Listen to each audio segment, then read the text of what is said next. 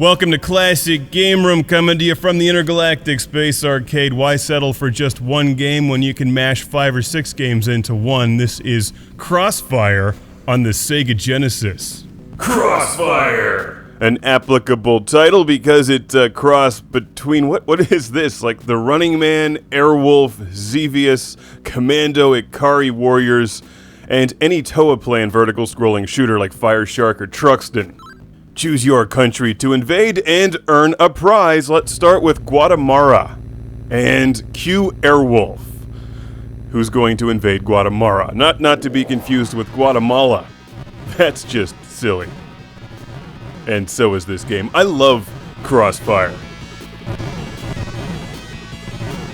This game is absurd. It reminds me of Action Fighter on the Sega Master System, a game that tries to do a lot of different things and doesn't really do any of them well, yet it's actually pretty fun because of it. After the initial vertical scrolling shooter scene, we're going to strafe the enemy compound and wipe out as many enemies and cannons as possible before we invade on foot, a la Ikari Warriors.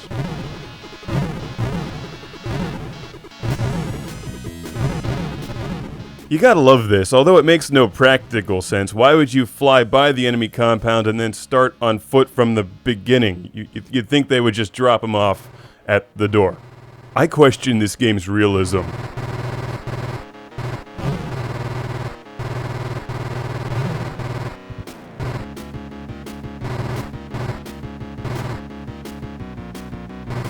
Good shot, there you go. These enemies are crafty. They move back and forth when you're shooting at them. The bad guys in Crossfire are absolutely terrible, especially in the vertical scrolling shooter scenes, which feel a lot like Fire Shark from Toa-Plan.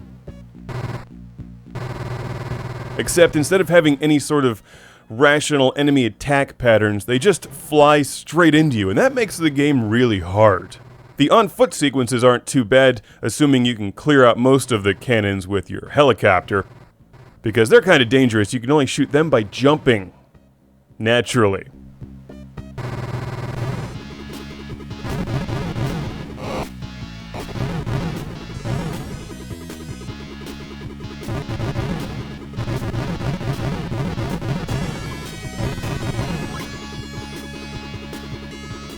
Be careful when flying. It's not so much that you have to worry about the enemy shooting you, as you have to just avoid them. They try to crash into you every single time.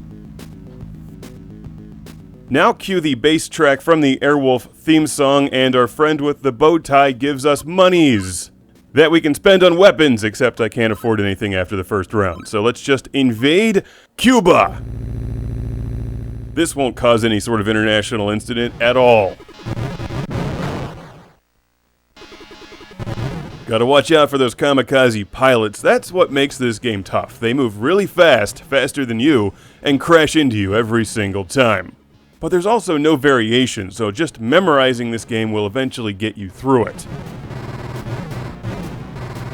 I haven't tried playing the missions in reverse order yet, but that should work in theory, because then you could buy laser beams and bigger bombs and stuff, and even equip your guy in the ground with a shotgun. After we save the prisoner, we're going to fly through the level again, except it's harder the second time around. Let's meet some of the bad guys from Xevious, who are a real pain in the ass. They also just fly straight into you.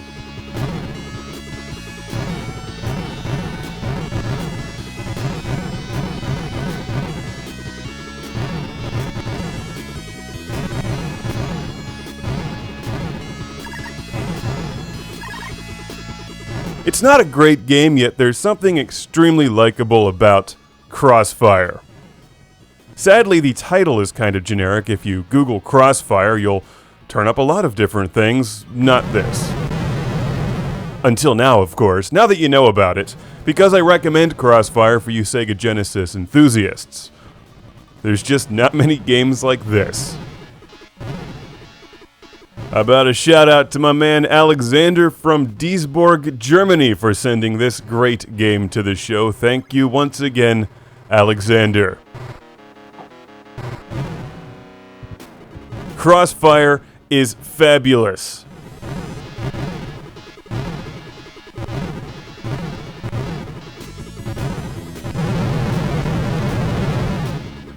The only thing that could possibly make this game better is if your helicopter transformed and stomped on enemies.